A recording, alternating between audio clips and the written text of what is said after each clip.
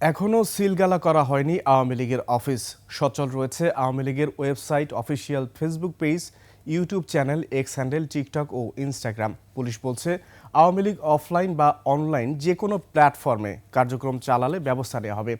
এমনকি Facebook, YouTube সহ সামাজিক যোগাযোগ মাধ্যমে কেউ আওয়ামী লীগের পক্ষে কথা বললে হতে পারেন গ্রেফতার। ডিএমপির মিডিয়া অ্যান্ড পাবলিক রিলেশনস বিভাগ থেকে এই তথ্য জানানো হয়েছে। বিস্তারিত শফিকুল ইসলামের রিপোর্টে।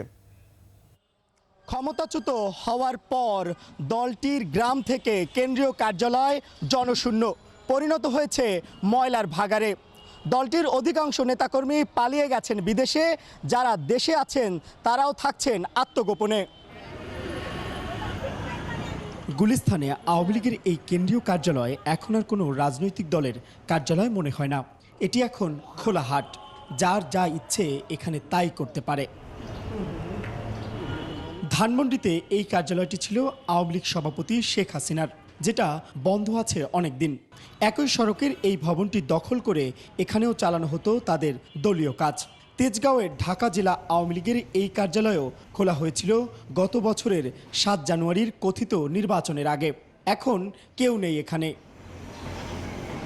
লিলি হালাল বিউটি সোপ, বিএসটিআই কর্তৃক সনদপ্রাপ্ত দেশের প্রথম হালাল বিউটি সোপ। দীপ্তিময় উজ্জ্বল ত্বকের জন্য।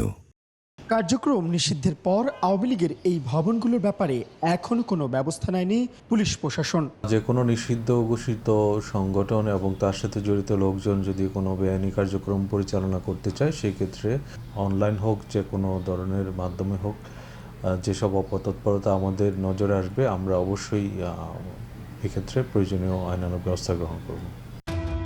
ডাক, টেলিযোগাযোগ ও তথ্য প্রযুক্তি মন্ত্রণালয় থেকে বলা হয়েছিল, প্রজ্ঞাপন জারি হলে সাইবার জগতে আওয়ামী লীগের কার্যক্রম বন্ধে প্রয়োজনীয় ব্যবস্থা নেওয়া হবে।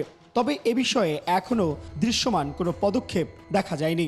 সচল রয়েছে আওয়ামী লীগের website, official Facebook page, YouTube channel, X handle, TikTok ও ইনস্টাগ্রাম।